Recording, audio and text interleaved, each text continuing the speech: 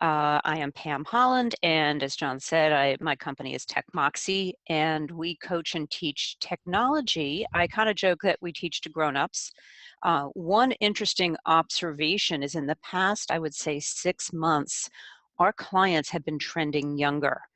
I always joke that I'd be out of business in a few years when, the up-and-coming baby boomers who were all comfortable with technology would no longer need our services.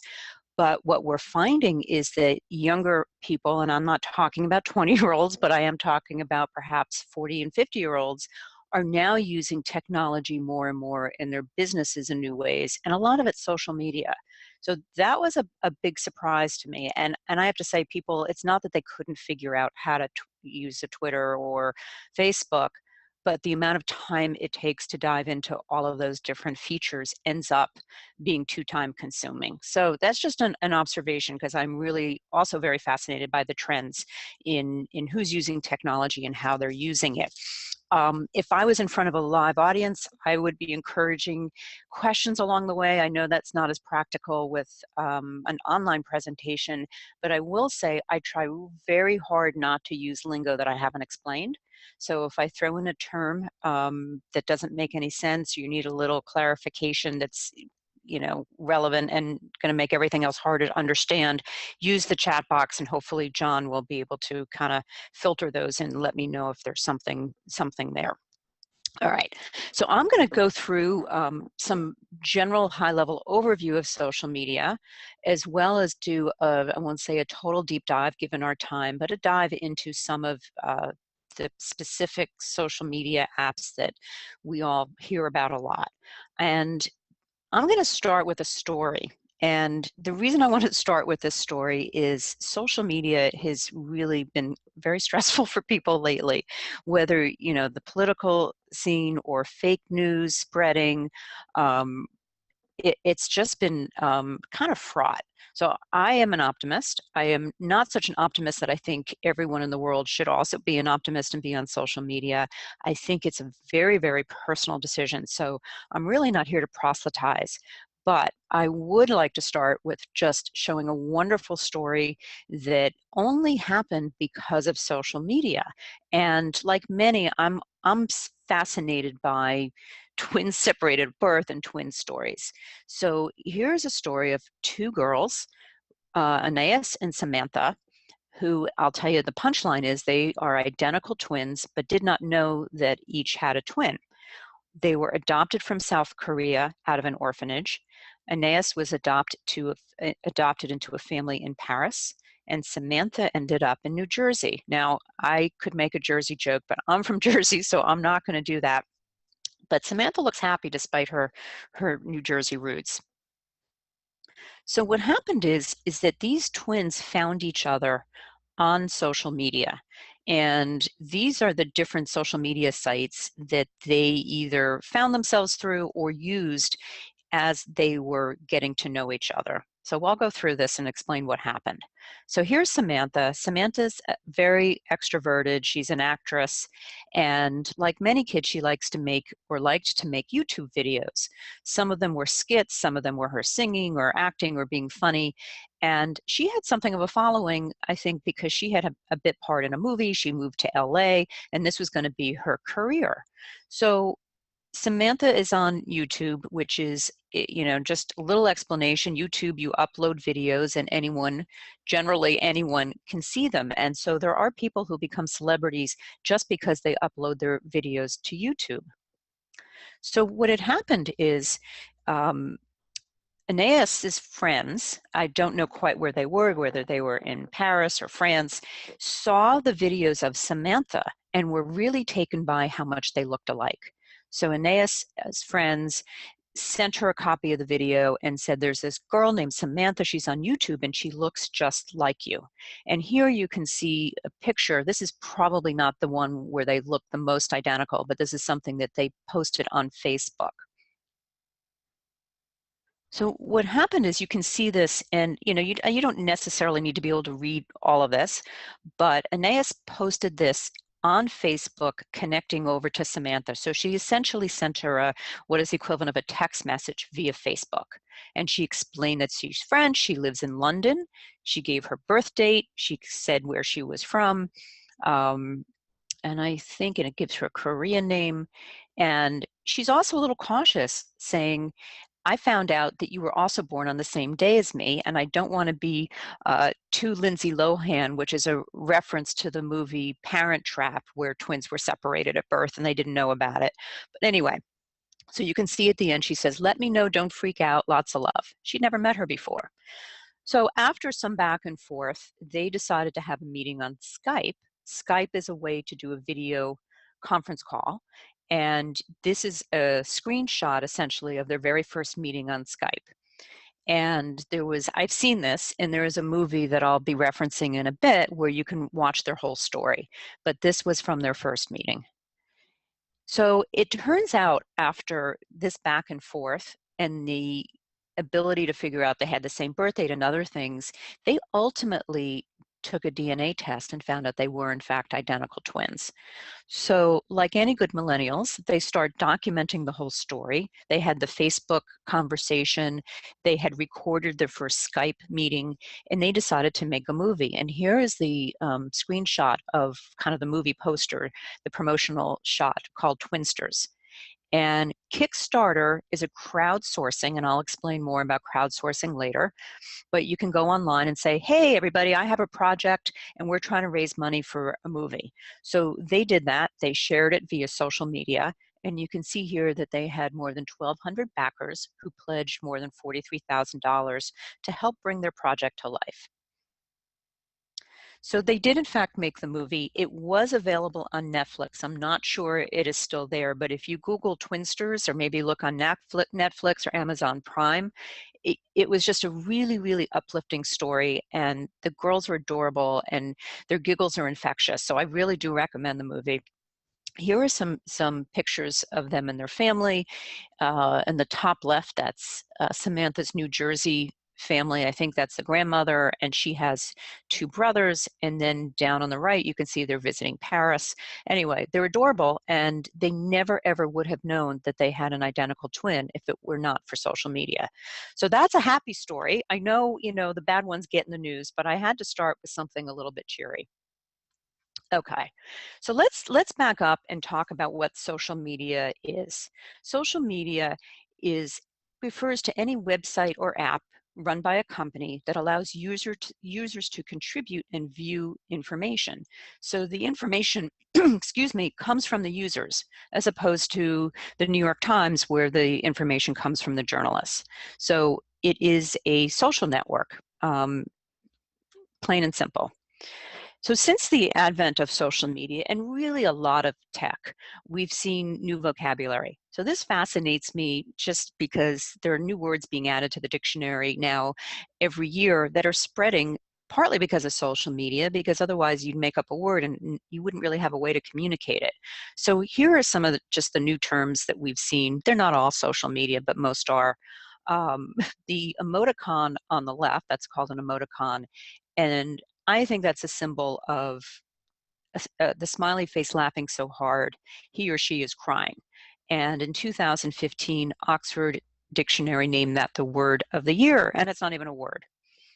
Tweet, which is the act of the output from Twitter when you write a tweet, that came about in 2006 when Twitter first came on the scene. The word blog is derived from web and log. That's a lot older, and that's really just an online journal. And then you hear a lot of times people talking about something going viral or trending, and that's simply an item on social media with many, many viewers. And then an old world word is a selfie. I can't believe that's from 2002. It's making me realize how long all of this has been around. So every year there are new words and new terms, and I think that's one of the challenges. It can make someone feel like an outsider if you don't know what those words are. So here are just a few of the social media sites that we're going to cover here. All right, so how do you view social media sites? You can do it on a web browser, So you can go to, open Chrome or whatever you use and go to facebook.com or instagram.com. If you're using it on a smartphone or a tablet, a mobile device, chances are you will need to download an app. And that would be like downloading any app onto your device. You would go to the App Store or Google Play and look for Facebook or Instagram. One thing I'll point out is that if you were using social media on the internet, on the web, on a browser, the functionality is going to look and feel different than on the app. And that's just the nature of apps, I suppose. All right, I'm going to go through some of the features, the common features of social media sites.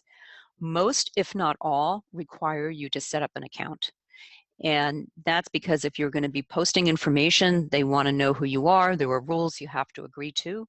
And of course, they want to hook you into the site because they sell advertising. And the more wedded you are to using the site, the better off they are. So in order for you to upload your personal information that you might on a social media site, you have to have that account. In some cases, you can go in and view without an account. So Twitter, you could go to twitter.com on your web browser and actually do a fair amount of browsing and searching without the account, but you will not be able to post anything unless you go through the setup process.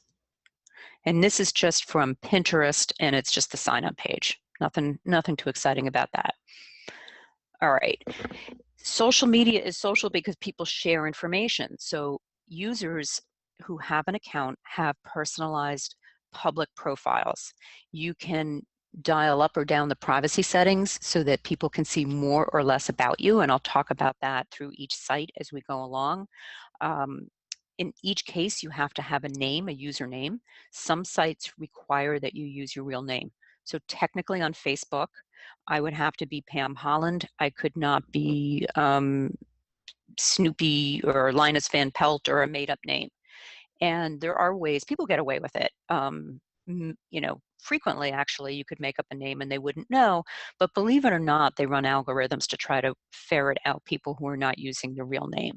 And the exception for that is if you have a business. You can, of course, it can be the business name, but again, it's supposed to be real. The more you put in, the more likely it is that other people will be able to find you when they go online doing searches.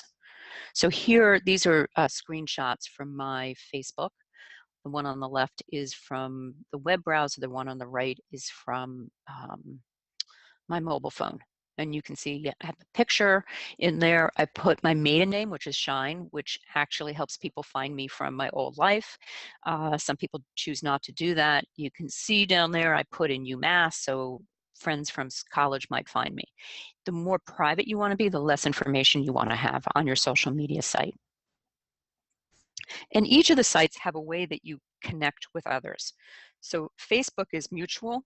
If someone friends me, I have to accept it. It's a handshake, it's mutual. It's called a friend. On Twitter, you refer to people you connect with as people you follow or they follow you. It's unilateral. It's sometimes considered polite if someone follows you to follow them back, but not required. And the same thing on Instagram. It would be following and it's unilateral. Each site promotes sharing of user curated content. If no one posts to social media, no one gets to see anything. Different sites have a different focus, and we'll go through some of the differences as I go through each of the social media sites that I'm going to feature today. And then privacy settings.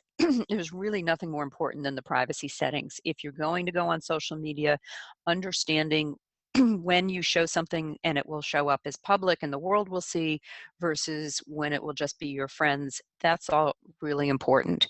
I highly recommend, you can do it. It's not, this is what trips a lot of people up. If you simply go into the settings, click on privacy is usually where you find it, and just go through all the options. And doing it methodically, and when you have some time to actually read through it all, it's not that difficult. And I recommend that people look at it periodically. I am in my privacy settings a lot because I'm teaching, and what tends to happen is it'll even be a few weeks and I'll go back through the privacy settings because I'm showing someone how to do it, and I'll see some new feature. So they change frequently and you don't always get notification of that. So I recommend that people do it at least once a year, maybe every 6 months. So newsfeed. Newsfeed goes by different terms, but in everybody's social media site, you're going to have information that comes from the users, the other users that you share. So this is an example. This is from my Twitter, and the box in what I have boxed in red, you can see a tweet from someone named Sam Hermans, who I don't know, it came from somewhere else, but anyway, in IBM Watson Analytics. So if I scroll, I will continue to get more and more tweets from other people that I'm following. And you can see up on the right underneath where it says Tech Moxie, I'm following 478 people. So the tweets from 478 people will be showing up in the area with the red box. So that shows up on Facebook, Twitter, Instagram. There is this, the concept is, it's called a newsfeed. Although it goes by slightly different names in different sites. And then I would say each site has slightly different, I say unwritten rules of customs and etiquette. Just like if you go to a cocktail party, you know you're expected to dress a certain way, make small talk. There are some things, depending on where you are and who you're with, that you might talk about politics, you might not. There are the pleasantries you exchange. Same thing, you run into someone in the supermarket. You're not going to lift up your shirt and show them your gallbladder scar. You just know these things, and you know that you're going to behave in a certain way. So when people get on social media, sometimes it takes a bit, but the best thing to do is to watch and see what other people do, and then you start to get the hang of it. I'll just give you an example of one etiquette question. Someone asked me recently if, am I expected to see every Facebook post from all my friends? And the answer to that is no. Facebook, as one example, is very different from email. If someone sends you an email, you might miss an email, you might forget to respond, like I have done on occasion, but the expectation is that people see every email that comes into their inbox, unless they really are never on email. With Facebook, the expectation is not that you will see every post. You may miss things. So that usually makes people feel a lot more relaxed about going on, because they are not taking on a huge social obligation. So if someone says to me, did you see the picture of my granddaughter on Facebook? It's perfectly okay to say, no, I haven't been there for a few days, but I'll go look. It does not mean that you missed something or you were a social derelict. So I just want to point that little one out. So now I'm going to dive into some of the social media sites. This is called Vine, and Vine, I think, is actually shutting down. And I thought about whether I wanted to leave it in or take it out of the presentation. I think it's a great way to just see how silly things go viral. If you are on social media, you may have seen some of the ridiculous cat videos and dog videos that everybody loves, no matter how silly they are. So I just wanted to use this as an example for some of those videos. Now I have to click out of this, so you'll have to forgive me, but I didn't embed the video. So I'm gonna go into this bigger example first. And the audio should play. This is very silly. Vine is a 6-second looping video, so this will loop and then I'll stop it.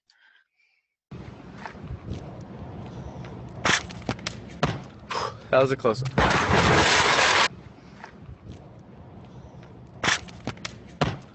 That was a close one. All right. Notice here this number before I close out.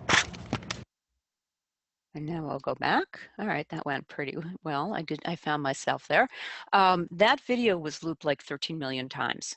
Crazy. So someone made that video, posted it, and there it goes, and people watch it and laugh. So this one I want to show you next was done by a neighbor of mine, a friend's daughter, and her name is Natalie, and she did this when she was, I think, a freshman. So actually I can talk while this is playing, because Natalie's doesn't have any sound.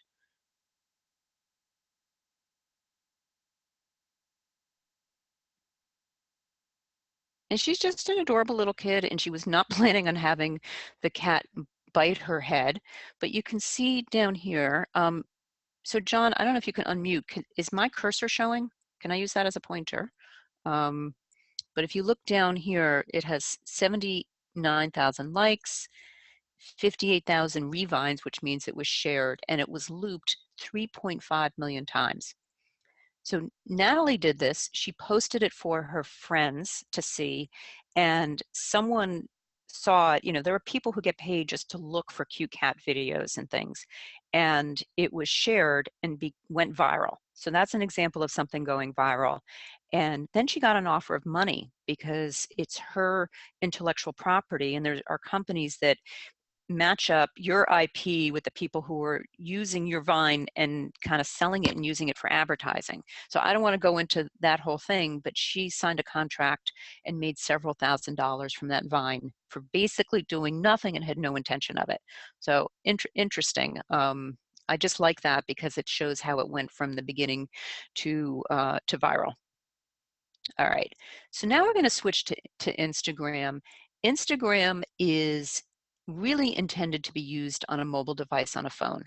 It is more and more popular with younger kids. People use it to share photos of their babies. They take pictures of what they eat, and it is a visual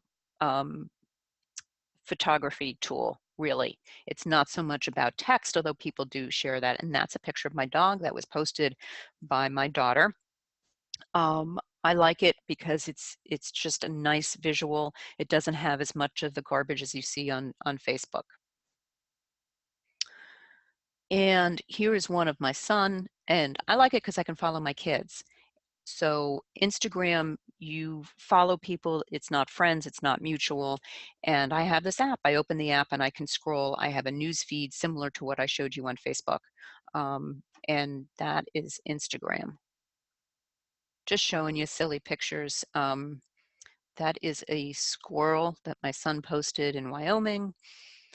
And this is a woman I follow on Instagram because she takes beautiful photographs of sea life because she is in Monterey Bay.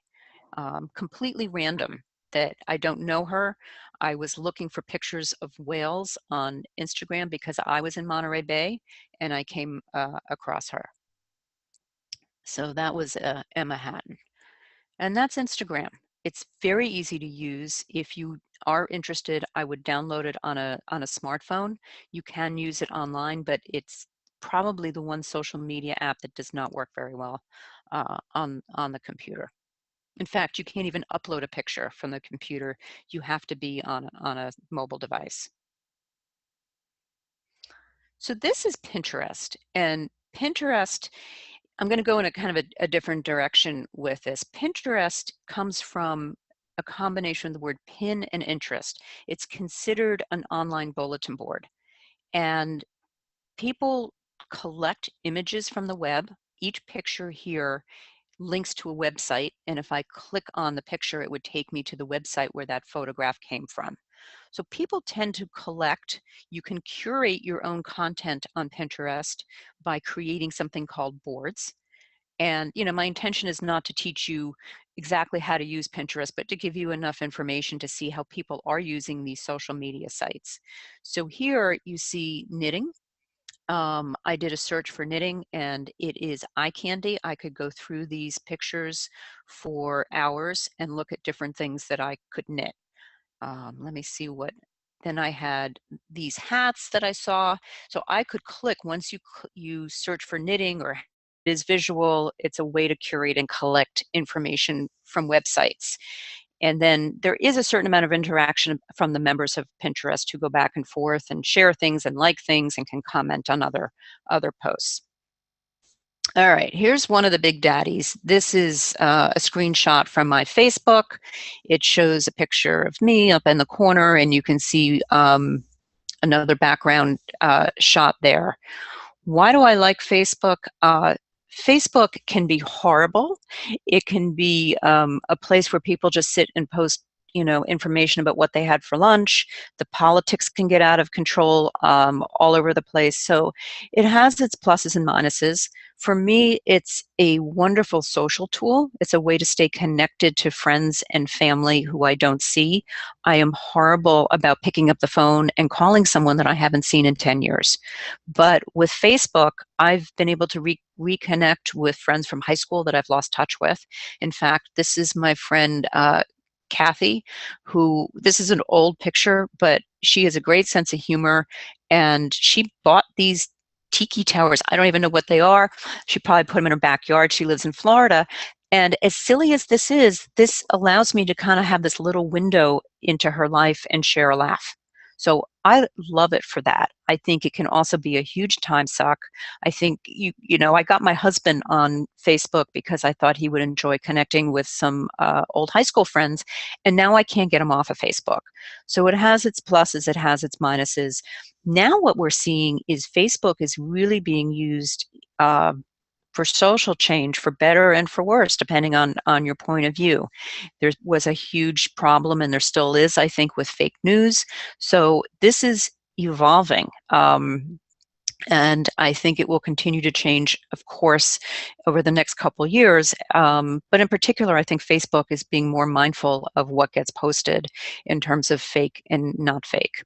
So we'll see. This is, of course, a work in progress. This is a group. I was an attorney in DC at Fannie Mae, the mortgage company that many of you have probably heard of. Someone recently decided to start a group for anyone who had previously worked at Fannie Mae. So this is another tool that Facebook is good for. Someone created a closed group, which means you have to be invited. It's not like, you have to apply for membership, but this way we're not going to have people who had nothing to do with Fannie Mae just coming in and trying to get personal information. So this is the group. I get to find out about people having grandkids, and unfortunately I've learned that some of our colleagues have passed, but it's fun. And it is a really, really great way to connect virtually with a bunch of people that I enjoyed very much working with. So people use Facebook, these groups, for political reasons. They use them if they're planning a reunion with family. There are a lot of great uses for the Facebook groups. Okay, Ravelry.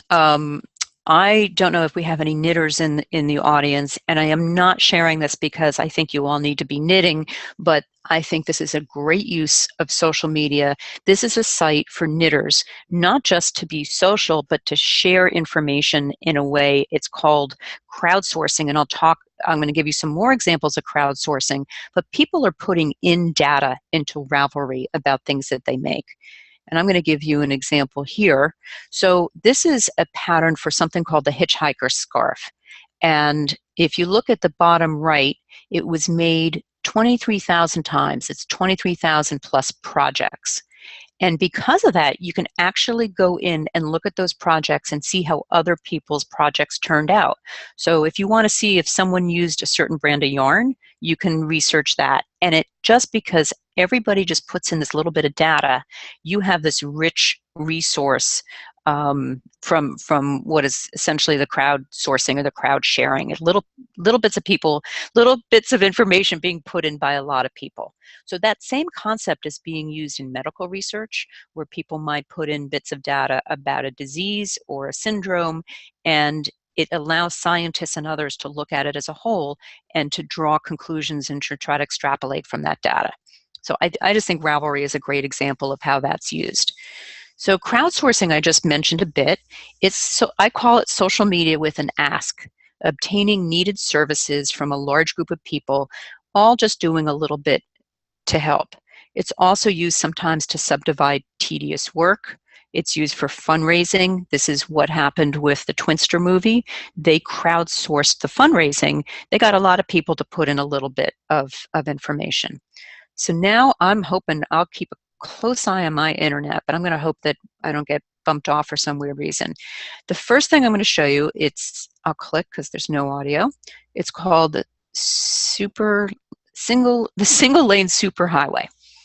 This artist, I'll move my cursor, this artist asked people to draw a car that would work facing in a right direction, going right, and he put these different cars on this road.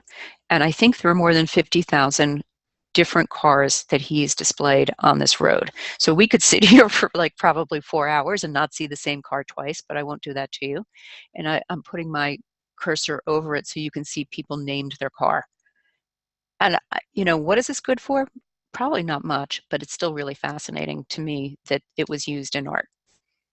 All right, I have one more. In fact, I think what I'm going to do, because I already opened it, I'm going to go straight here. This is a virtual choir, which will become apparent in a minute. There is audio. The composer is Eric Whitaker, and he asked people to audition and submit video singing a certain piece of music that I believe he composed. He put the videos together, and what you're seeing is his production. And I'm going to be quiet for a moment. I'm not going to let this run for too long.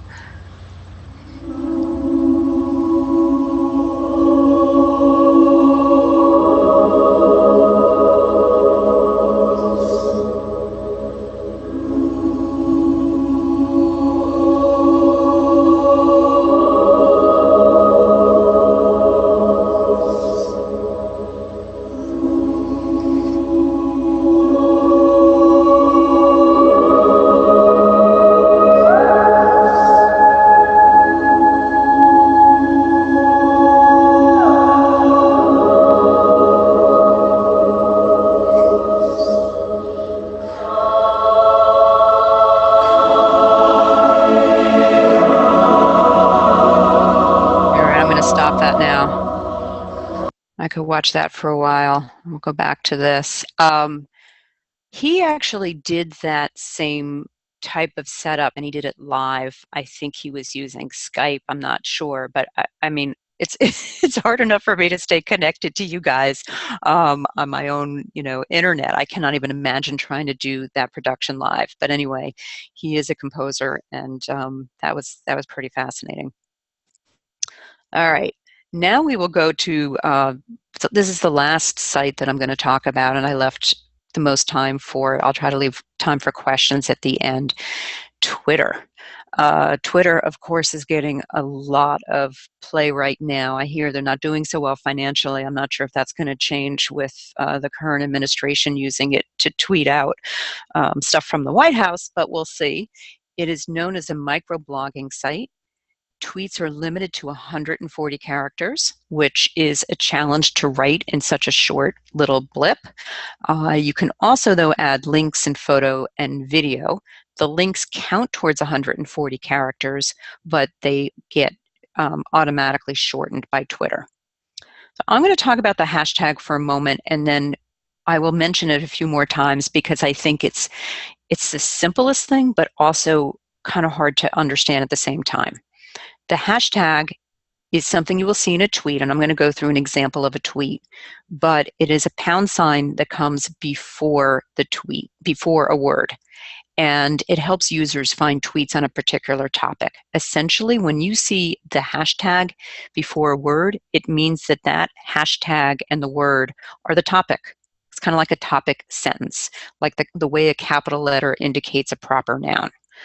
It's not made up by it's made up by users, not by Twitter. So I'll show you more about that and come back again. Examples. So if you were going to be talking about nursing in a tweet, the profession of nursing, you might do hashtag nursing. If you are, and you might want to do this for one of the virtual conferences, you can create a hashtag for the conference. You can see here, this was a conference, I think it was from 2015 for the North Carolina School Library Media Association. And that way people could tweet about the conference. It's used for social and political. Black Lives Matter started as a hashtag. And I'll go through. I think it'll make more sense when we actually see it. So here is the Washington Nationals Twitter page. I'm here in DC, so I use this as an example. This is a tweet from the Nationals, and I'm going to go through each part of the tweet so you can see that. I've kind of blown this up.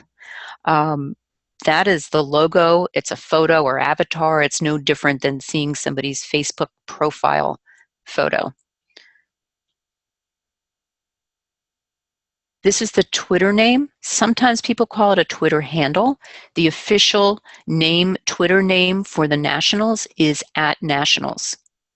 So you can see that at the bottom of the red box. So if you wanted to tweet a message to someone, and I'll show you a little bit more about that, you would put in the tweet @Nationals, and that person would then see the tweet. The blue circle with the white check means that it's a verified account, and that's really important if you're on the Twitter account for someone who's well known, because how do you know you're really on the president's or the White House Twitter feed, or on a satirical account, or on just simply a fraudulent account? So if you're looking at the account for someone who's well known, you should look for that blue check right there. And this entire text and the hashtag and the link, this is the tweet. Everything in here counts towards the 140 character limit. This is a link. So the Nats had a jack-o'-lantern contest, and they wanted people to go online and vote for their favorite. So what you can see circled in red is the link. It doesn't look like a normal link. That would go to washingtonnationals.com/whatever, and it would probably be 140 characters all by itself. So Twitter will automatically take a long link and convert it to an abbreviated link. So that's what you see here. And this is the hashtag. So it is often just used in the middle of a sentence, and it denotes the fact that that's the topic of this tweet. So other people, if you wanted to see all of the Natso-Lantern tweets on Twitter, you would go to Twitter, and in the search box, you could put hashtag Natso-Lantern, and it would bring that up. Okay, this is just to show you my Twitter account and what that looks like. That's my Twitter logo. It's a little different from my regular logo because it's smaller. For everyone's personal Twitter page, this is mine. This is kind of old now, but it shows how many tweets I had. At the time, I had 132. I was following 326 people. That means I had clicked follow. I wanted to see their tweets. And I had 125 people following me. So there's a lot of information on there. And you can see down here, this is what I would call biographical information. I don't have to have this. Some people with their personal Twitter accounts put nothing. Some people put a little description of what their interests are. That is all optional. And on Twitter, you don't have to use your real name. So this is my business name. I have a Twitter account that's Pam Holland, but you could also completely make up a name. And if it's not being used by someone else, it's yours. And here is a tweet. You can see I don't have a hashtag or a link in there. This is what was from a gala that I went to, and I was able to post the photo, and the photo doesn't count at all towards the 140 characters.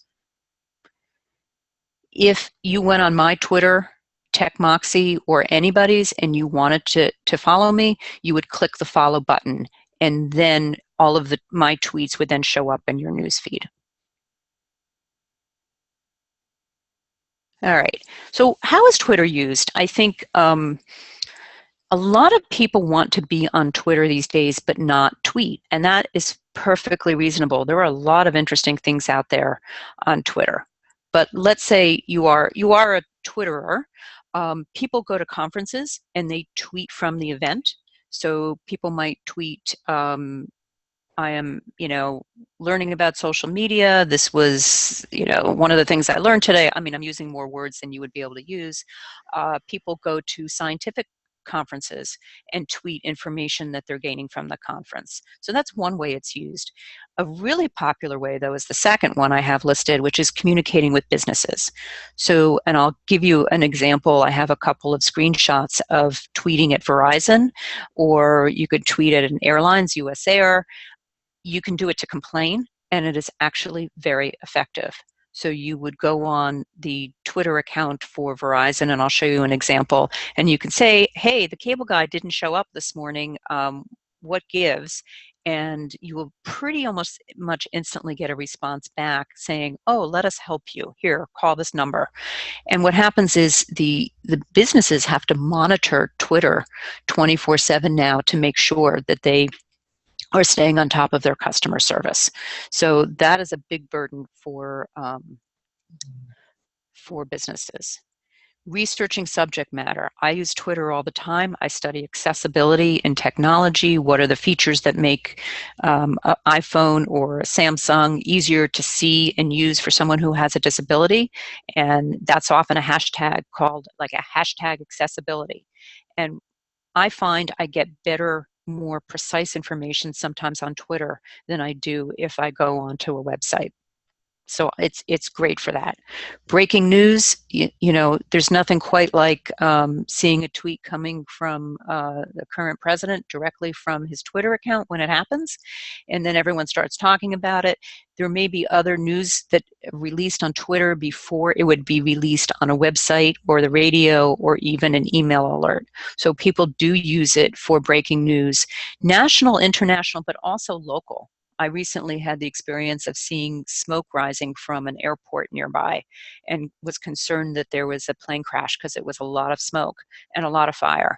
And it happened to have been BWI Airport. I went on Twitter, I searched BWI Airport, and immediately got a tweet that said, "Hey, we're doing a test today. Don't worry about it if you see smoke or fire." It was pretty amazing how quickly that worked. All right, so again, one more time on that hashtag, it's a form of punctuation. It really just denotes the fact that you're talking about a certain subject matter. And one of the reasons it's important too is that search engines don't distinguish between, they're not case sensitive, so the hashtag helps that.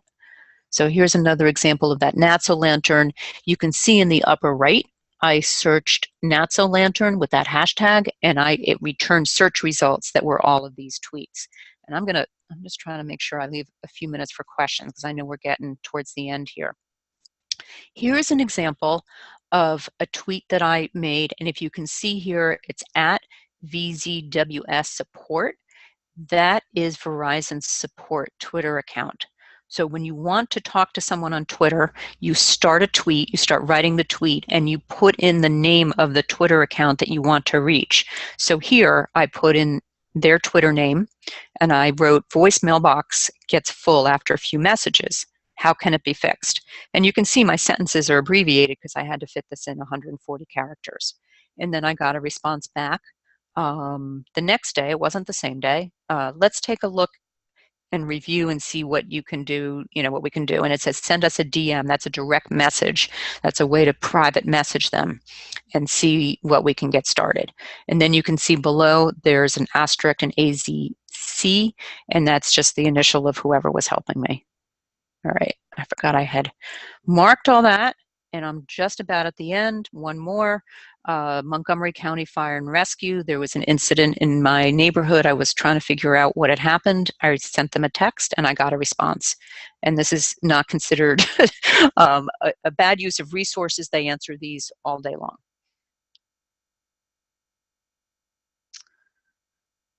All right, let me just scroll through that. And another example, US Airways, do you respond to customer tweets? Just wondering. And I got a response back same day, happy to do it. They said, I have heard people will actually be at the airport, and if a flight is delayed, they will tweet the airline and sometimes get better information than they will at the counter. I find that a little difficult to believe, but a number of people have told me that. Sorry guys, I keep forgetting I have circled those. And that's it. So I hope we have a couple minutes for questions. I've seen him lighting up. Hopefully I've answered some along the way. Yeah, you did one because somebody was wanting to know about being able to just follow tweets and not being required to contribute tweets. And right. You said that you can.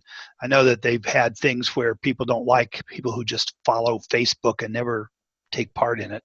Right. And I will say, I am a firm believer that you use social media how you want. I have friends on Facebook that never comment, never post, but I know that they're reading my post because sometimes they'll say, oh, I heard you, blah, blah, blah. That's okay. You know, I think the world is filled with introverts and extroverts, and you have to own your own self and, you know, not let people guilt you into posting when you're not comfortable. Yeah, got another one. Somebody wanted to know, how do you find the tweet name of a company if you don't know what that would be?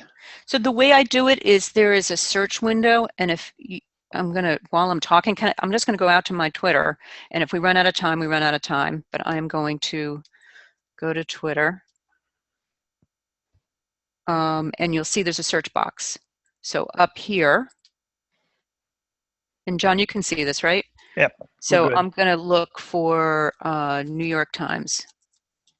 And you can see the search results start showing all the things that have New York in them, and New York Times was the first one. And you can see also that it has the check. So by doing a search is the best way to do that. I'm going to look for my son. I put in Mike, and because I follow him, that is his. So it's like searching for anything online. You have to tweak, but you can do it. Mm-hmm. I think we like the idea about the Twitter, and we may find that for future VTCs. One last thing real quick, because people can still post and we'll get them to you later. If you're using Facebook, what's the best way to limit who sees your post? I want to show you something important on Facebook. I think this is really critical. So you want to go through all of the privacy settings, and I apologize. My Facebook is alive with political stuff, and I can't do anything about that, nor do I really want to necessarily. So here's Facebook, and right here, this is an ad. But when you see this, that means that this post is public. If I comment on it down here, my response is also going to be public.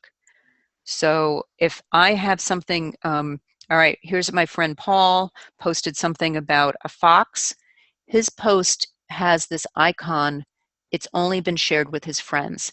So what you want to do is make sure every time you write something that you have this icon, not a world icon. And I'll go back up. So here's where I can post. I had it set to only me just because I was teaching, but normally this would be friends. And that would mean that if I post, only my friends would get that post.